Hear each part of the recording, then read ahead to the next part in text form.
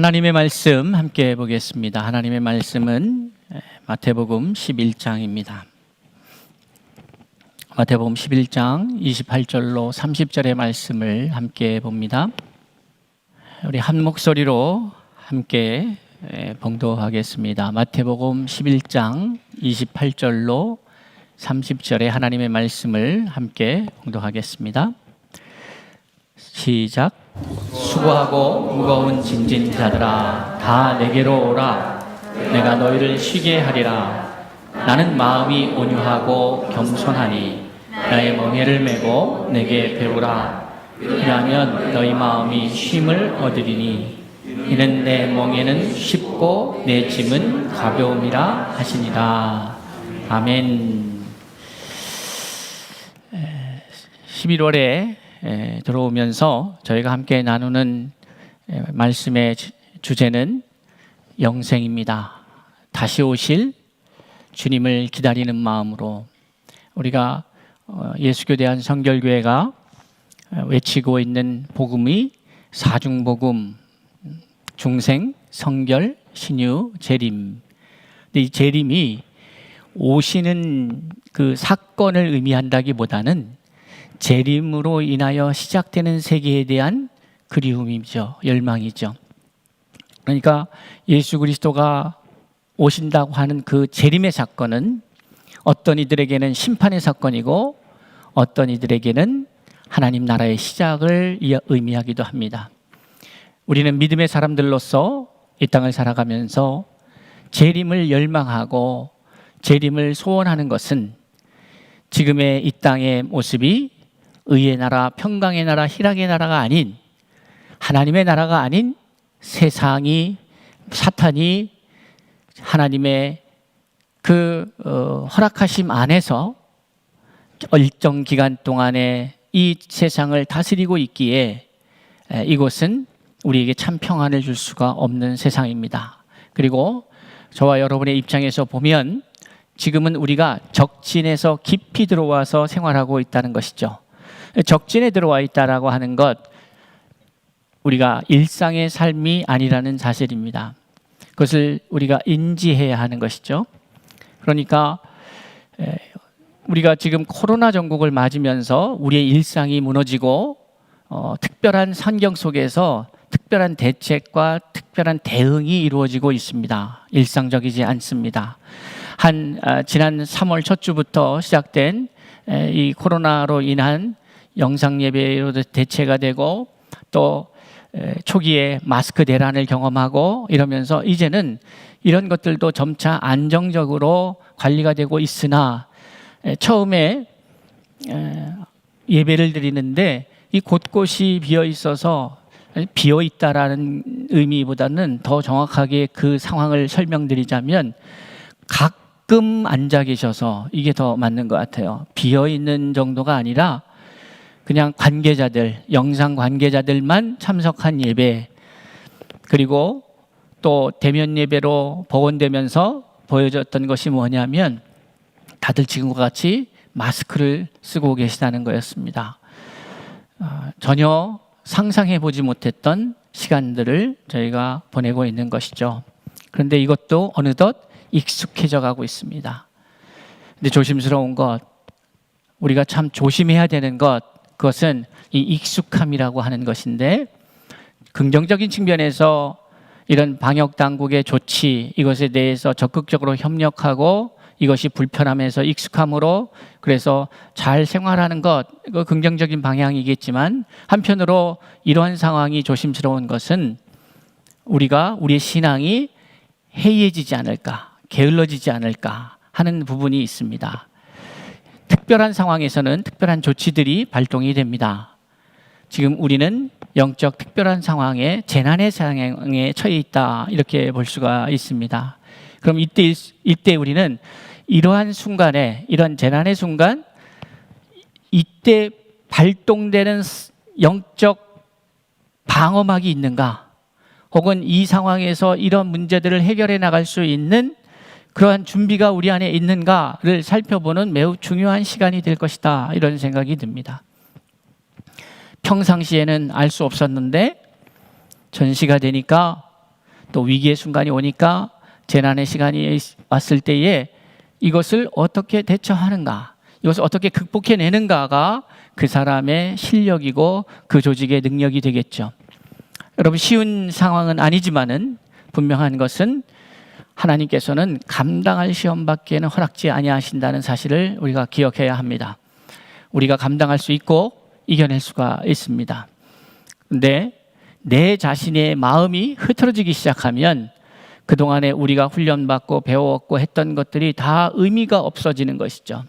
그러니까 이러한 위기의 상황 속에서 우리 믿음을 다시 한번 점검해보고 하나님 앞에서 내가 건강한 상태인가, 아니면 나도 인지하지 못하고 있었는데 내 영적 바디 안에 문제가 있었는가, 지체들이 잘 건강하게 움직이고 있는가, 작동하고 있는가, 면역 체계는 문제가 없는가 등등 우리의 영적 바디, 우리의 몸을 점검하는 시간이어야 할 것 같습니다.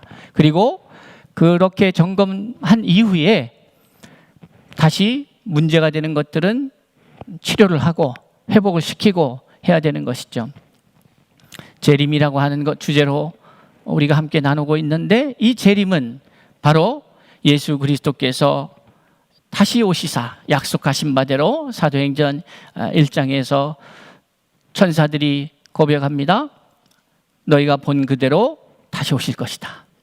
이 약속을 믿고 우리는 지금까지 믿음의 삶을 살아오고 있습니다.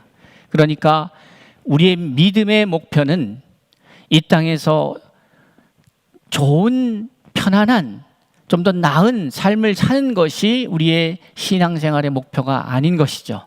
우리의 목표는 하나님의 나라가 임하였을 때에 거기서 우리가 누릴 수 있는 존재로 우리 자신을 날마다 만들어가는 것, 그것이 목표인 것이죠. 그렇기 때문에 오늘 이 땅에서 살아가는 동안에 우리가 훈련된 이 모습으로, 우리가 이 땅에 살아가는 동안에 겪은 이 경험으로 나 자신을 믿음의 사람으로 훈련하고 만들어가서 하나님의 나라가 도래했을 때에 그 나라에서 마음껏 누릴 수 있는 준비된 영혼들이 되어야 할 것입니다.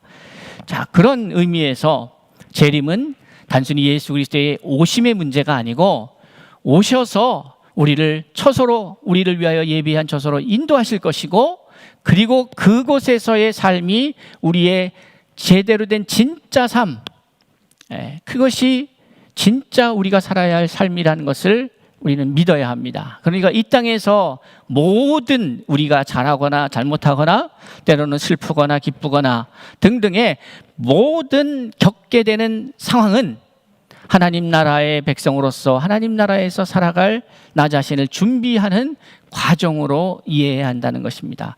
그러니까 어렵게 훈련하면 훈련할수록 더욱더 우리가 강한 하나님의 사람으로 세워질 수 있게 되는 것이죠.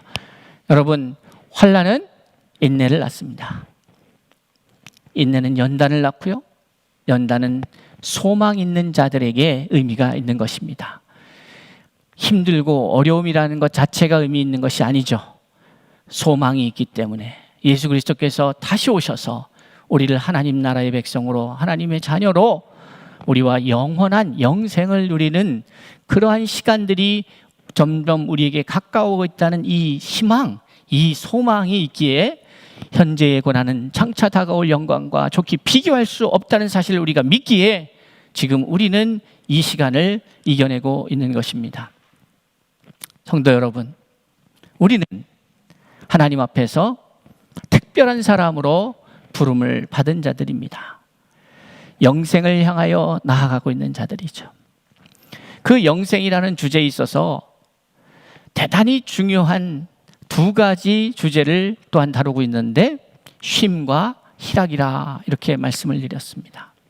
쉼과 희락이라.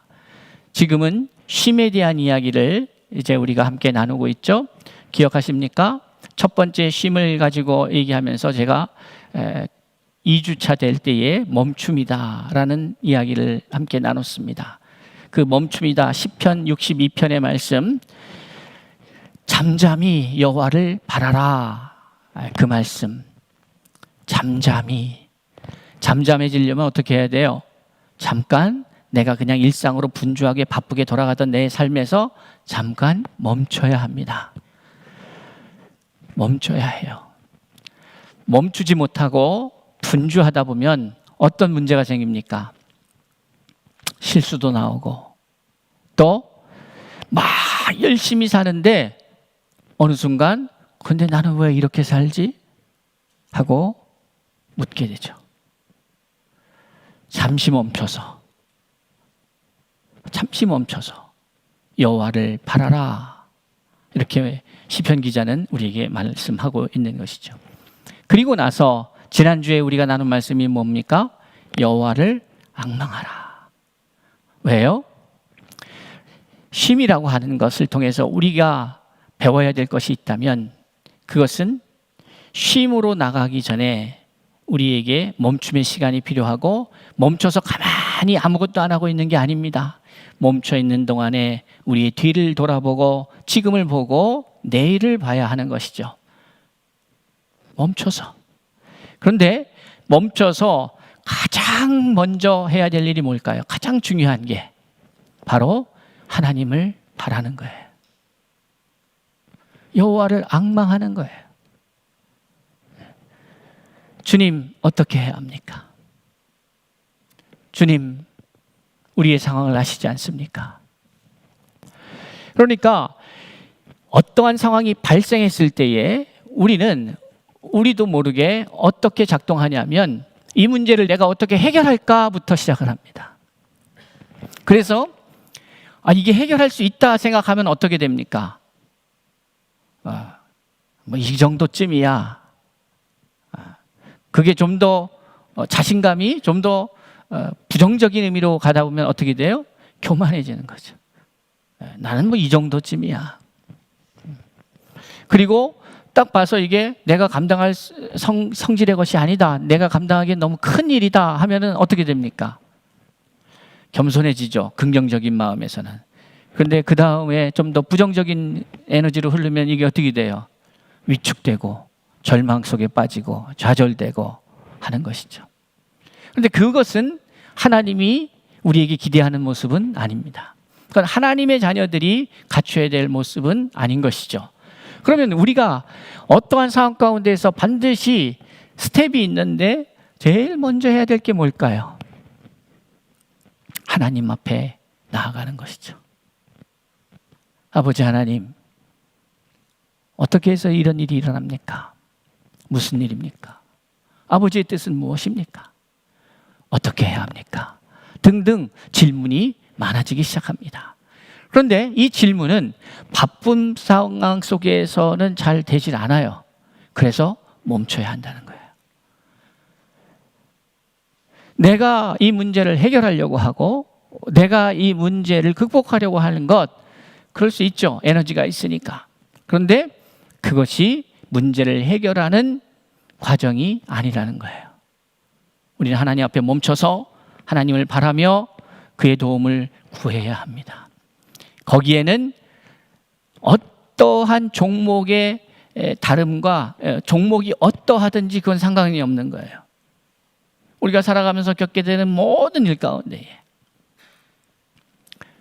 자녀 교육의 문제도 그렇고 부부의 문제도 그렇고 경제적인 문제도 그렇고 등등 뭐 건강의 문제가 되었던 어떤 직장의 문제가 되었던 어떤 문제와 상관없습니다. 문제라고 하는 것이 다 문제예요. 그러니까 이 문제가 발생했다는 것, 이 문제를 해결할 분이 여호와 하나님이신 것을 우리가 알게 되느냐 깨닫느냐의 문제인 것이죠. 그게 관건인 것이죠. 하나님을 찾고 앙망하는 자는 새 힘을 얻으리니 독수리의 날개침이 올라가는 것 같다. 이것이 이사야서를 통하여 우리에게 던져주는 메시지입니다. 여호와를 앙망해야 새 힘을 얻는다. 그 새 힘을 누리는 저와 여러분이 됩시다. 여호와를 앙망하는 자에게 새 힘을 주시는 것이죠. 자, 그러면 오늘 저는 우리가 쉼에 대한 이야기를 하는데 여호와를 앙망해야 새 힘을 얻게 되고 또 여호와를 앙망하기 위해서 여호와에게 묻기 위해서는 우리가 멈춰야 되는데 이 모든 이야기들이 결국 뭐예요? 쉼을 얻기 위함이에요. 근데 쉼이라고 하는 것은 우리가 잘 살펴야 합니다. 성경에서 말하는 쉼을 잘 이해해야 하는 것이죠. 우리가 영생에 대한 주제를 하면서 왜 이 쉼 얘기를 할까? 이런 생각도 들 수 있습니다. 근데 우리가 계시록의 말씀을 한번 볼까요? 계시록 14장의 말씀을 가면 이런 말씀이 기록되어 있습니다. 계시록 14장은 우리가 아는 것처럼 14만 4천 명에 대한 그 숫자에 대한 휴거에 대한 이야기도 나오고 이런 쭉 이야기가 나와요. 그런데 거기서 아주 흥미로운 사실이 기록되어 있습니다. 요한계시록 14장 11절에 보니까 이렇게 말씀하고 있어요. 그 고난의 연기가 세세토록 올라가리로다. 짐승과 그의 우상에게 경배하고 그의 이름표를 받는 자, 짐승의 표를 받는 자 누구든지 밤낮 쉼을 얻지 못하리라. 쉼을 얻지 못한다는 거죠. 쉼을 얻지 못해요. 13절에도 이런 말씀이 있습니다. 또 내가 들으니 하늘에서 음성이 나서 이르되 기록하라. 지금 이후로 주 안에서 죽는 자들은 복이 있도다 하시매 성령이 이르시되 그러하다. 그들이 수고를 그치고 쉬리니 이는 그들의 행한 일이 따름이라. 11절에서는요. 짐승의 표를 받은 자들에게 나타나는 현상이 뭐냐면 쉼이 없다는 거예요. 쉼이 없다. 그런데 13절에 가서는 성령이 이르시되 그러하다. 그들이 수고를 그치고 쉬리니 라고 말하고 있어요.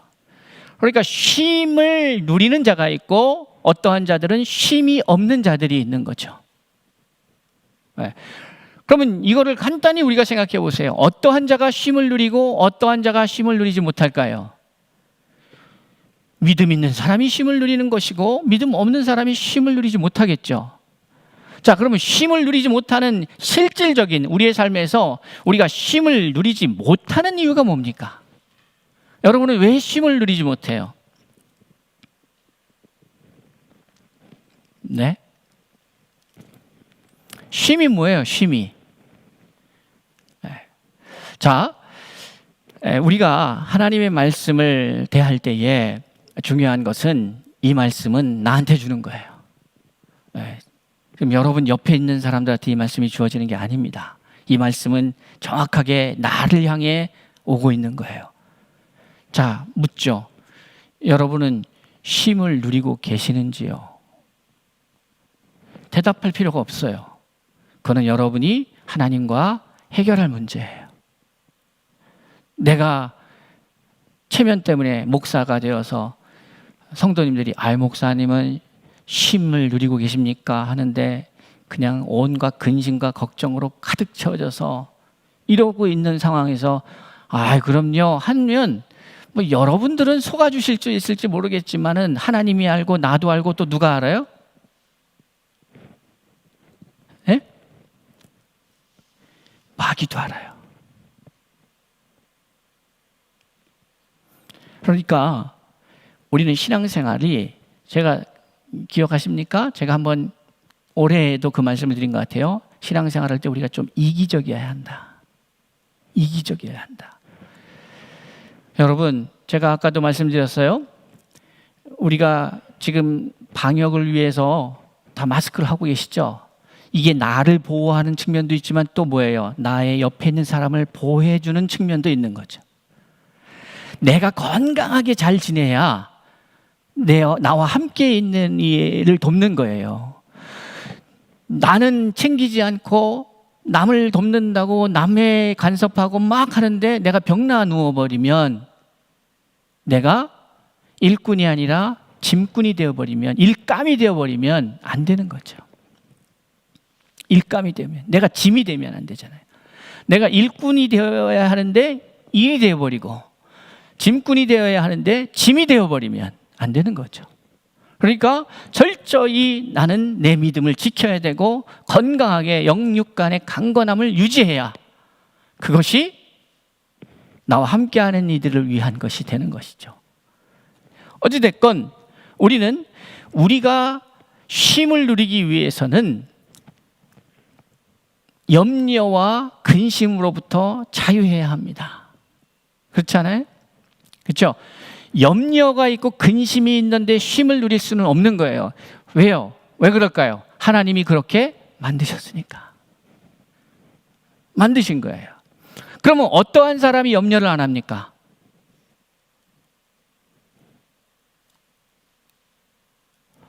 어떤 사람이 염려를 안 할까요? 그렇게 쳐다보시기만 하고. 어떤 사람이 염려를 안 하겠어요? 성경적으로 보면 염려를 안 하는 사람은 있어요, 없어요? 이것도 대답 잘해야지 하는 분위기인데요. 염려가 다 있죠. 저도 염려가 있고 근심이 있죠. 그런데 염려가 발생하지 않을 수가 없어요. 나와 상관없이 주위의 환경이 나를 염려케 할 수도 있으니까. 그런데 그 염려가 있을 때에 성경은 우리에게 이 염려를 어떻게 벗어나라고 해요? 기도와 간구로. 그러니까 염려에 멈추지 말고 염려와 근심에 멈추지 말고 이 염려의 상황을 가지고 어떻게 하라는 거예요? 하나님께 나아가라는 거죠. 그거를 오늘 예수님은 수고하고 무거운 짐 이렇게 표현하고 계셔요. 그거를 가지고 하나님 앞에 나아가라는 거예요. 그런데 자, 이제 건강에 염려가 있고 직장에 염려가 있고 뭐 이런 염려, 관계의 염려 등등의 많은 염려가 있죠. 근데 그 염려들을 모아서 하나님 앞에 나아가야 되는데 지금 여러분들 이걸 막연하게 생각하시면 안 돼요. 지금 실제적으로 지금 우리 성도님들 한 사람 한 사람에게 염려가 되는 그 주제들이 있을 거 아니에요. 뭡니까 그게? 마태복음 6장에 보면 무엇을 먹을까 무엇을 마실까 염려하지 말라고 그러죠. 그러니까 우리가 이 땅에 살아가는 데에 대부분의 염려가 뭐냐면 무엇을 마실까 무엇을 먹을까의 문제죠. 근데 그게 단순히 내가 여유가 있고 풍요로운데 메뉴를 정하는 염려를 말씀드리는 게 아니에요. 생존의 문제에 대한 염려라 이 말이에요. 생존에 대한 염려. 그런데 성경은 뭐라고 얘기하는 거예요? 그 생존, 너희가 염려하고 근심하고 쏟는 에너지의 대부분을 차지하고 있는 그 생존을 위한 몸부림, 이것을 하지 말아라. 근데 이 하지 말라는 게 안 해야지 한다고 안 됩니까? 그렇게 되는 게 아니에요. 이게 모든 원리하고 관계가 있는데 죄를 안 져야지 한다고 안 집니까? 그렇지 않습니다. 어떻게 해야 되느냐? 어둠을 밀어내기 위해서는 빛을 비추면 되는 거죠. 그러니까 근심을 안 하려면 안 하려고 한다고 되는 게 아니라 성경은 예수님께서는 우리에게 그 비결을 그 생존을 위한 근심과 염려로부터 벗어날 수 있는 비결을 우리에게 알려주시는데 뭐예요? 그게 너희는 먼저 그의 나라와 그의 의를 구하라. 자, 처음에 하나님의 나라와 그의 의를 구할 때에 내 마음 한켠에 뭐가 있을까요? 여전히 그걸 시작할 때에 염려가 이미 자리 잡고 있는 거예요. 근심이 자리 잡고 있는 거예요. 그런데 하나님 앞에 구하기 시작할 때에 그것이 사라지는 거죠. 이게 원리예요. 수고하고 무거운 짐진 자들아 다 내게로 오라 내가 너희를 쉬게 하리라 말씀하고 있습니다. 쉼이 뭘까라고 가만히 생각해 보면 이 쉼이라고 하는 말은 안식, 휴식, 특히 육적인 휴식뿐만이 아니라 이 아나파우어라고 하는 말은 영적인 안식까지도 포함합니다. 사람은요, 우리 영혼육 중에 어느 하나 불편해도 불편해요. 영혼육이 어느 것 하나 불편해도 불편하다 이 말이에요. 그런데 하나님은 사람을 어떻게 만들었냐면 영에 의해서 우리의 혼과 육이 다스려짐을 받도록 만드셨다 이 말이죠. 그러니까 우리의 정서적 문제 혹은 우리의 육체적 문제, 이 문제를 해결할 수 있는 것은 뭐가 돼야 돼요? 우리의 영이 회복되어야 하는 거예요. 자, 그렇기 때문에 수고하고 무거운 짐, 생존을 위해서 무엇을 먹을까 무엇을 마실까 염려하지 아니하면 뭐 수고할 일이 뭐가 있겠어요? 자식들 걱정이요? 자식들 걱정도 따져보면 뭐예요? 얘가 커서 잘 먹고 잘 살 건가? 그러니까 더 뭐 해라, 이거 해라, 저거 해라 한 거지. 여러분들, 우리 서울중심교회와 코디엠교회 성도님들, 우리 한번 이런 고민해보면 어떨까요? 우리 자녀 문제와 관련해서는. 그러니까 얘가 어떻게 잘 먹고 잘 살까가 아니라 참 괜찮은, 참 좋은 사람 됐으면 좋겠다. 참 좋은 사람은 어떤 사람이냐? 어떤 사람이냐? 남을 살려주는 사람이에요. 그런데 남을 살려주기 위해서는 당연히 내 자신이 늘 살아있어야죠. 자, 이거를 성경의 이야기로 풀어가면 이런 거예요. 우리가 얼마 전에도 여러분 기억하시는지 모르겠습니다. 이 충만에 대해서, 풍요에 대해서, 넘침에 대해서 얘기하면서 에스겔의 말씀 우리가 함께 나눴죠. 그래서 성전문에서 흘러 넘치는 그 은혜의 강, 물이 흘러서 발목에, 무릎에, 허리에, 그리고 가눌 수 없는 그 풍성함. 그래서 그 물이 닿는 것보다 살아나는 역사가. 여러분, 이 내용이 결국 뭐예요? 복음 전도자예요. 복음은 다른 게 아닙니다. 생명이에요. 다 죽을 수밖에 없다. 인간은 결국은 다 죽게 되어 있어. 이것이 세상이 우리에게 교육하였어요. 그러니까 모든 사람들은 다 그렇게 생각해요. 심지어 여러분들도 그렇게 생각하죠. 그런데 성경은 그렇게 가르치지 않아요. 나를 믿는 자는 죽어도 살겠고 죽어도 산다는 거지. 살아서 믿는 자는 뭐라고 그랬어요? 영원히 죽지 아니하리라. 근데 이거를 믿기가 힘든 거죠. 세상은 다 죽는다. 물론 히브리서 9장에도 그런 말씀이 있어요. 사람이 한 번 죽는 것은 정한 이치다. 근데 이 사람은 누구예요? 이 사람은 거기 히브리 기자가 말하는 사람이 한 번 죽는 것은 정한 이치다. 그 사람은 누구예요? 죄인이에요. 죄인은 죽어야 합니다. 왜? 죄값을 치러야 되니까. 죄의 삭은 사망이니까. 죄의 값을 치러야 돼요. 그런데 의인은 뭐예요? 이 죄의 값을 해결 안 받은 사람 아니에요? 그게 의인이지. 그렇지 않습니까? 그 누가 해결했어요? 그 죄의 값을 예수 그리스도가 해결하셨지. 그러니까 죄의 값을 해결 안 받은, 탕감받은 의인은 죽어야 안 죽어요? 안 죽지. 그러면 우리가 볼 때는 세상 사람들이 죽었다 하는 것을, 우리는 그것을 어떻게 보는 거예요? 잔다, 이렇게 표현하지. 성경은 잔다고요. 그러니까 죽은 자와 자는 자의 가장 큰 차이가 뭡니까? 깨어나느냐 안 깨어나느냐의 문제죠. 그렇죠? 저와 여러분은 깨어납니까 안 깨어납니까? 성경에 보면 분명히 깨어나게 되어 있는 거예요. 그러니까 우리는 죽은 것이 아니라 잠드는 것이에요. 그리고 영원한 세계로, 영생으로 우리는 진입하게 되어 있는 거예요. 그러니 사랑하는 성도 여러분, 우리는 생각을 해야 돼요. 복음은 다른 게 아니라 영생이다. 예수 그리스도가 다시 오신다는 의미는 그 영생이, 이제 영생을 누리는 나라가 임한다, 이 의미가 있는 거죠.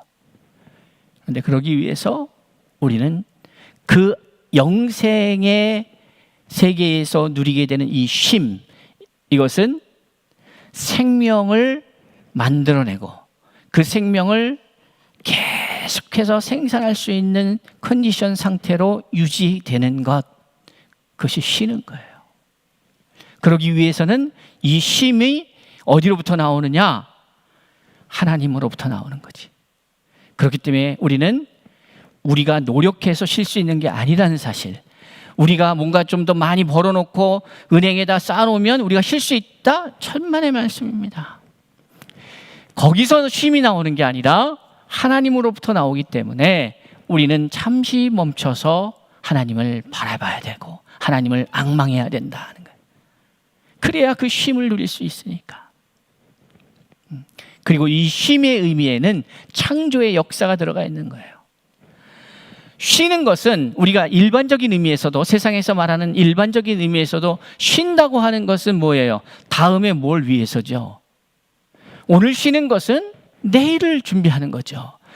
이 이야기는 뭐냐면 쉼이라고 하는 것은 결국 또 다른 생명을 위한 준비예요.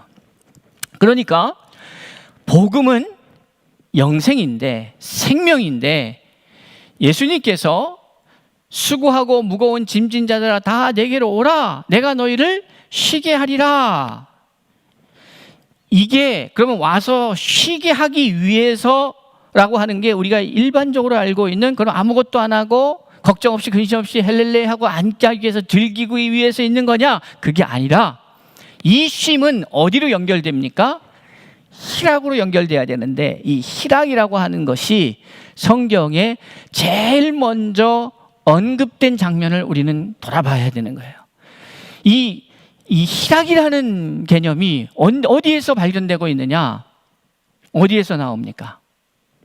하나님께서 창조하신 이후에 이 창조물들이 하나님의 질서, 하나님의 원리, 하나님의 말씀대로 운행되고 있는 그 모든 상황을 보시고 하나님이 심히 좋았더라 그랬어요. 그러니까 하나님은 무엇을 좋아하느냐 이거예요. 생명의 역사들을 기뻐하시는 거예요. 근데 이 생명을 만들어내기 위해서, 생명이 계속해서 만들어지기 위해서 결국 뭐예요? 하나님과의 연결성이 있어야 돼. 근데 이 하나님의 연결성을, 하나님과 함께 하는 것을 뭐라고 표현하는 거예요? 제가 오늘 쉼이라 표현하고 싶은 거예요. 그렇게 만들어졌어요. 그러니까 진짜 우리가 쉬려면, 그래서 제가 안식일을 얘기하면서 그랬잖아요. 하나님이 지쳐서 안식이 필요했던 게 아니다. 그게 아니고 하나님이 말하는 안식은, 쉼은 뭐라고요? 사랑하는 이와 함께 하는 것이다. 그러면 그 사랑하는 이와 함께 할 때 뭐가 우리 안에 공급돼요? 에너지가. 사랑은 가장 강력한 에너지예요. 그러니까 피곤해도 사랑이 싹트기 시작하고 사랑이 움직이기 시작하면 그 피로가 해소가 되죠. 그런데 이 사랑이 없으면 어떻게 돼요? 그냥 몸이 무거운 거예요. 피곤한 거예요. 자, 오늘 우리는 예수님께서 내가 너희를 쉬게 할 터인데, 내가 너희를 쉬게 할 터인데, 내가 너희에게 쉼을 줄 터인데, 그러기 위해서 너희들이 알아야 될 일이 있다. 그것은 2주 전에 제가 말씀드렸던 것처럼 수고하고 무거운 짐을 예수께 갖고 나오는 일인데, 그거를 제가 어떠한 단어로 설명드렸던 거예요? 멈춰야 한다. 뭘 멈춰요? 여러분들이 살려고 아둥바둥했던 모든 것들을 잠시 스탑. 그리고 이 문제를 가지고 하나님 앞에 나와서 내려놔야 되는데, 내려놓는 것으로 끝나는 게 아니죠. 왜? 내려놓다 싶은데 또 보면 어느 순간 내가 짊어지고 있잖아요. 그렇죠? 내려놓은 줄 알았어. 그 주님 앞에 나와서 하나님 기도하면서 여기 앉아서 여러분들이 와서 딱 내려놔요. 짐을 내려놔. 기도로 하면서 하나님 앞에 기도하면서 이런 문제가 있고 이런 걱정이 있고 염려가 있고 이런 내려놔. 근데 예배 끝났다고 다시 짊어지고 가잖아요. 이거를. 내려놨으면 그냥 내려놓고 가야 되는데 다시 짊어지고 가, 그걸 자기 거라고. 그게 우리의 모습이다 이 말이에요. 여기다가 여러분들이 지금 짐을 왼쪽에 놨어요, 오른쪽에 놨어요? 왼쪽에 놨던 오른쪽에 놨던, 여러분이 오른쪽에 짐을 놨으면 오른쪽에 있는 것으로 다시 짊어지고 가지 말고 왼쪽에 가만히 보면 여러분이 놓지 않은 다른 반대쪽에 무엇인가 있어. 그걸 짊어지고 가야 돼. 그게 뭐예요? 오늘 주님이 뭐라 그러는가요? 나의 멍에를 메라. 너의 멍에를 내려놓고 나의 멍에를 메고. 그러니까 우리가 주님 앞에 나올 때는 내 짐을 갖고 나오는 거고, 이제 이 주님 앞에서 일어나 하나님이 명하신 그 세상, 우리 하나님이 우리에게 허락하신 그 삶의 기회로 나아갈 때는 내려놓은 짐은 다시 짊어지고 가는 게 아니라 예수의 멍에를 메고 가야 되는 거예요.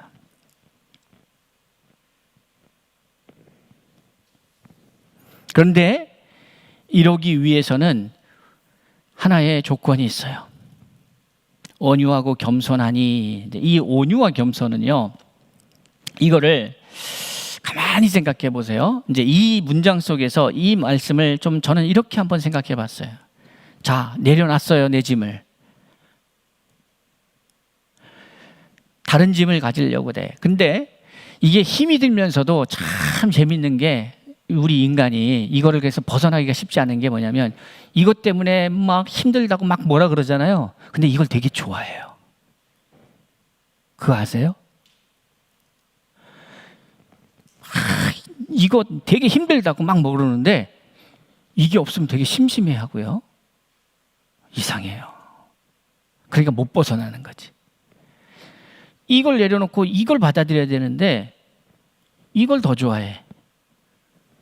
이걸 수용하지 않아요. 그러니까 여전히 자기 짐을 짊어지고 살아가는 거예요. 내려놓지 않고. 근데 온유하고 겸손해야 수용성이 있어요. 내가 온유하고 겸손하다는 것은 나의 마음을 활짝 열어야 되는 거예요. 내가 교만하고요, 내가 이 다른 것, 내가 그동안에 살아왔던 습관, 방식, 이런 모든 것들을 내가 내려놓고 새로운 것을 수용하지 않으면 나는 변하지 않아요. 내가 변하지 않으면 어떻게 되는 거예요? 여전히 또 어떻게 돼요? 내려놨던 그 무거운 짐을 다시 짊어지고 다시 가는 거예요, 세상으로. 변하지 않아요. 사랑하는 성도 여러분, 쉬게 하리라 라고 하는 것은 단순히 지금까지 왔던 짐을 내려놓게 하리라의 의미가 아닙니다. 내려놓는다고 쉴 수 있지 않아요. 새로운 것을 짊어져야 힘이 나는 거예요. 사람은 일이 없으면 더 많이 나약해지고 쇠하여져요. 그러니까 여러분들, 여러분의 인생의 길이가 어떠하든지 지금까지 짊어졌던 것 다 내려놓으시고 새로운 짐을 져야 되는데, 그 새로운 짐은 뭐예요? 주의 멍에를 메어야 되는 거예요. 하나님이 주시는 마음을 다시 부담감으로 가져야 되는 거예요. 그게 비전이고 그게 희망이고 소망이어야 하는 거예요. 쉼은 과거로부터 지금까지 내가 짊어지고 있던 짐을 내려놓는 것만으로 완성되지 않습니다. 참 쉼은 주님과 함께하는 것입니다.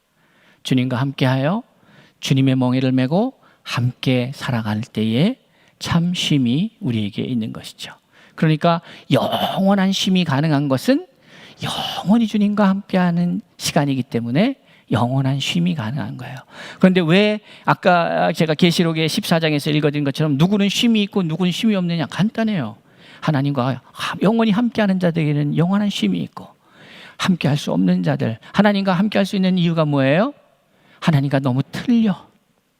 하나님과 하고 생각하는 것도 틀리고, 하나님이 좋아하는 걸 나는 싫어하고, 하나님이 아주 그냥 하나님 막 싫어하는 거는 나는 또 왜 이렇게 좋아해? 너무 틀려. 틀리니까 함께 할 수가 없는 거예요. 그러니까 함께 하기 위해서는 이걸 맞춰가야 되는 거예요. 그 맞춰가는 과정이 뭐예요? 광야의 과정이지. 애굽의 생각으로 가득 찬 나는 가나안 땅 백성으로서 살아갈 나와 너무 달라. 하나님의 다스림 속에 있는 내가 돼야 되는데 애굽의 다스림 속에 있다 보니까 이 문제를 해결하고 바꿔야 되는데, 그래서 그것을 바울은 로마서 12장에서 오직 마음을 새롭게 하라 이렇게 말하는 거예요. 쉽지 않습니다. 새롭게 하는 게 쉽지 않아요. 그런데 쉼은 내려놓고 새로운 곳으로 장착하는 거예요. 네, 내려놓으셔야 해요. 그러기 위해서는 쉽지 않아요. 근데 이 사회도 보면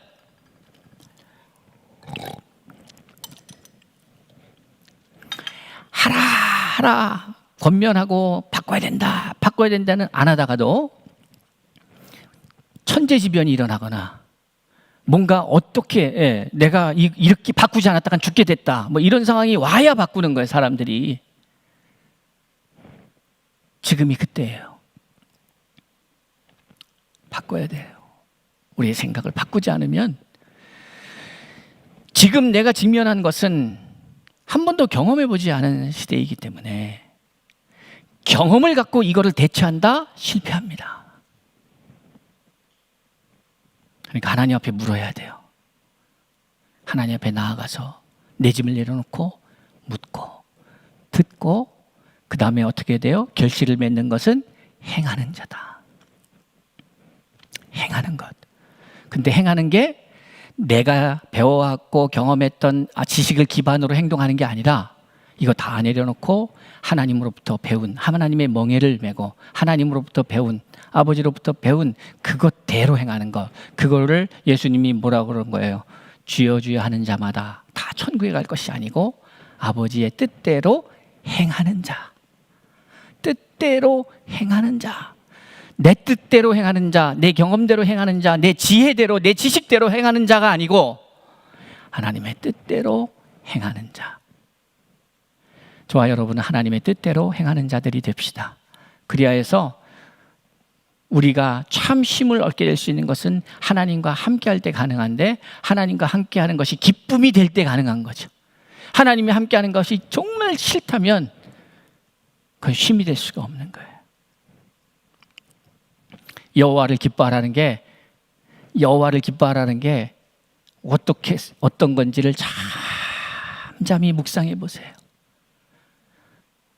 아, 좋다 이게 아니지. 여호와를 기뻐한다는 것은 여호와는 형상이 있는 것이 아니기 때문에 어떤 형상을 그리면서 기뻐할 수가 없어요. 여호와를 기뻐한다는 것은 하나님의 말씀을 기뻐하는 거고, 말씀을 기뻐한다는 것은 말씀대로 살아가면서 거기에서 역사가 일어나는 것이 기쁨이 되어야 되는 것이죠. 사랑하는 성도 여러분, 우리는 이 쉼을 어떻게 해야 되느냐? 우리가 노력한다고 될 수 있는 게 아니다.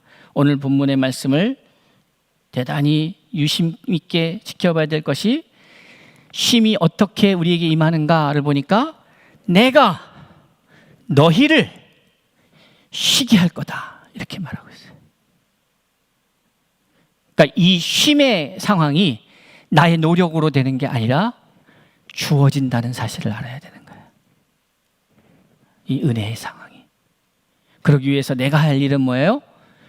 수용성을 가져야 돼요. 내가 그동안에 몰랐던 것인데 이게 될까? 내가 안 하던 일인데 이게 아니요. 나의 멍에 내려놓으셔요. 그리고 이제 주의 멍에를 메고 그것을 받아들이고 기꺼이 믿음으로 나아갈 때에 우리는 쉼을 얻게 된다는 사실을 기억합시다. 사랑하는 성도 여러분, 어려움이 우리에게는 축복입니다. 내가 자의적으로 스스로 결정해서 하지 못하니까 하나님이 특수한 상황을 발동하셨어요. 여러분, 원망하고 낭망하고 책망하고 불평하고 한다고 해결될 수 있는 문제는 없습니다. 이런 상황에서 우리가 그렇게 하는 것이 아니라 우리가 어떻게 해야 하냐면 이 모든 상황 가운데에서 하나님 앞에 믿음으로 행동하는 것이 필요한 것이죠. 모든 상황 가운데에서 우리가 무엇을 기반으로 우리가 살아가느냐, 행동하느냐, 이것이 매우 중요하다. 오늘날 이 시점에서. 그래서 하나님의 뜻을 우리의 삶 가운데에서 구체적으로 살아내어서 그것을 누리는 사람이 되어야 한다. 이것이 매우 중요하다. 사실을 기억하면서 사는 성도 여러분, 오늘 이제 세상을 향하여 나가실 때에 내려놓은 짐 다시 짊어지고 가지 마시고 새로운 멍에를 메고 나아가서 하나님을 경험하고 배워가고 알아가고 그리하여서 그것을 누리는 하나님의 사람들이 다 될 수 있기를 바랍니다. 기도하겠습니다.